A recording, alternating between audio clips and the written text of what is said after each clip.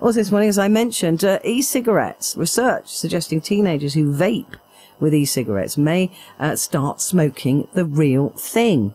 British Medical Journal authors say that their study is the first of its kind to report this trend, with figures showing that those who vape are 4 times as likely to start smoking conventional tobacco cigarettes as those who don't use e-cigarettes. Well, Sarah Jakes was a smoker for 34 years, but switched to vaping a few years ago. And she's also a trustee of the New Nicotine Alliance, which is a group of consumers and academics interested in raising awareness of harm reduction products.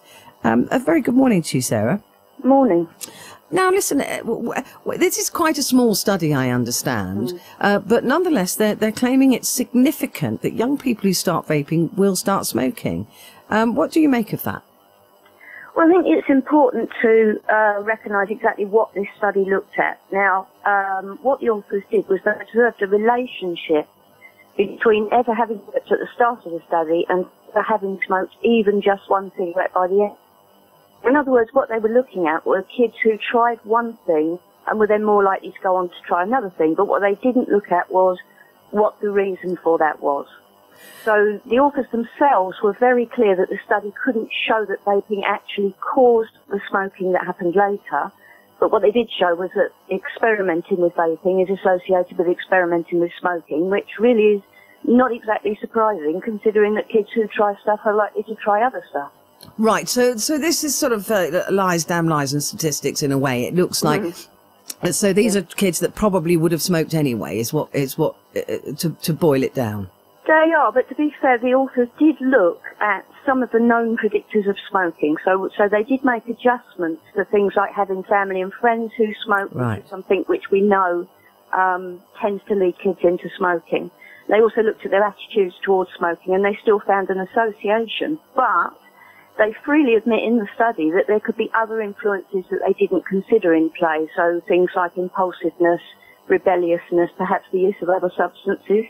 Right. I think it's also worth pointing out that out of 1,700 pupils who were followed up after a year, there were only 19 who were smoking more than 1 cigarette per week at the end of that study, and 8 of those had never been, well, they weren't vapers at the start. So we're talking about really, really tiny numbers. And it just isn't reasonable to infer any sort of cause and effect from those figures. Yeah, I know quite a lot of young people who vape. My son's 20. There are lots of people around him that vape. Is there a coolness to vaping that perhaps we didn't first anticipate? That it looks cool, these sort of huge vaping things with the massive plumes of smoke? I mean, I suppose for some people there may be an appeal in that, but honestly, I think most kids would look at me and not think I was cool in the slightest.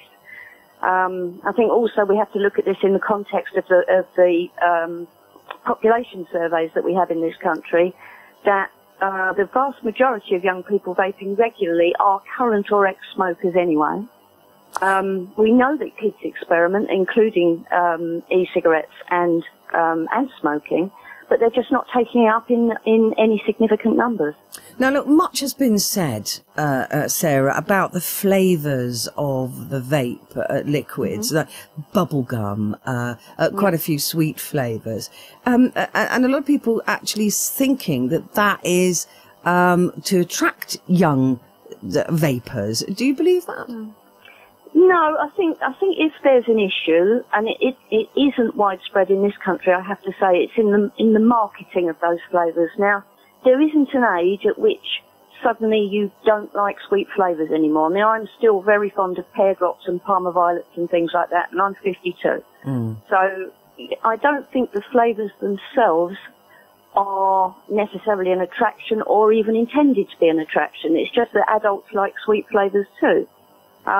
But where we do need to be careful is in the marketing of them, I think. You know, if they're marketed in particular ways, you know, cartoon characters and, you know, using other people's brands and things like that, then that's irresponsible. But I have to say, in the UK, the marketing appears to be very responsible. That's not necessarily true for other places in the world, though.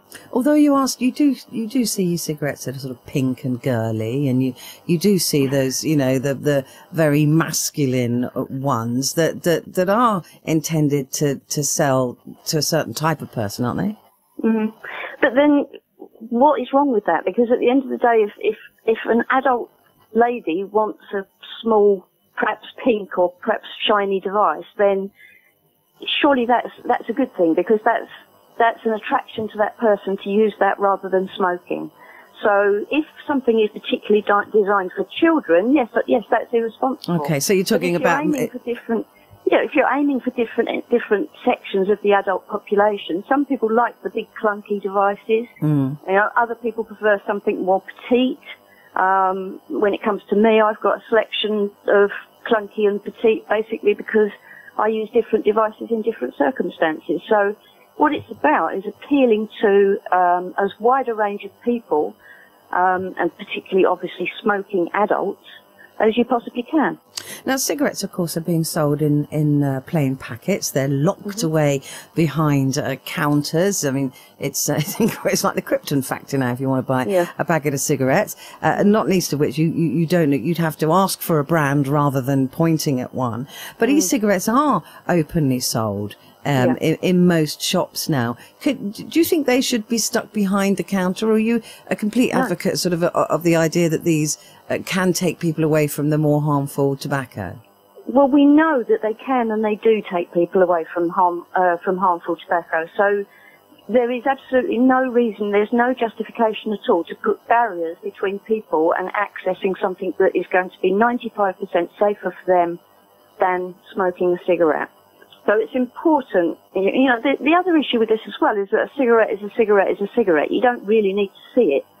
But when it comes to e-cigarettes, there's so many different brands and varieties and different factors that will appeal to different people that it would just, there is no justification for hiding that from people, and it would make it very difficult for people to find the one that suits them, which is an important factor in successful switching.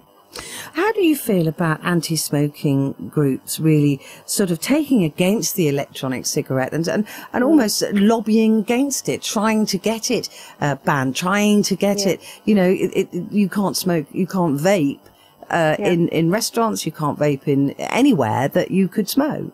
Yeah, I mean, obviously, I don't agree with that at all. I mean, as I said before, it's important that as many of the good factors about vaping compared to smoking are available to people. Now they're safer, aren't they? But they're not safe. And actually, the problem is we don't know enough about them yet. They've only really been in circulation for 10 years or so. Well, they've been around for just over 10 years now. So there is a lot that we know just from the toxicology of the contents of the aerosol. So we know that they're likely to be at least 95% safer than smoking. We don't have long-term studies, that's true, and it's important that science continues to come through. But at the same time, when we know what we do already about the relative safety of e-cigarettes, it makes sense to encourage people to switch to them now, rather than to wait for another 10 or 20 years and then say, all of you people that have now got all these smoking-related diseases, you could have switched to those 20 years ago and you'd have been a lot better off. So it's important that people do understand the relative risk, because one of the big issues at the moment is the perception of the relative risk of vaping compared to smoking. People just aren't understanding how much safer it is. And a lot of that has got down to these groups that you mentioned, who are continually demonising vaping and picking on the tiniest little possible issue that there might be sometime in the future, and not recognising the benefit that switching would have to people who are smoking now. Sarah, good to talk to you. Thank you very much indeed for that. Sarah, who smoked for very many years, 34 years, but switched to vaping a few years ago.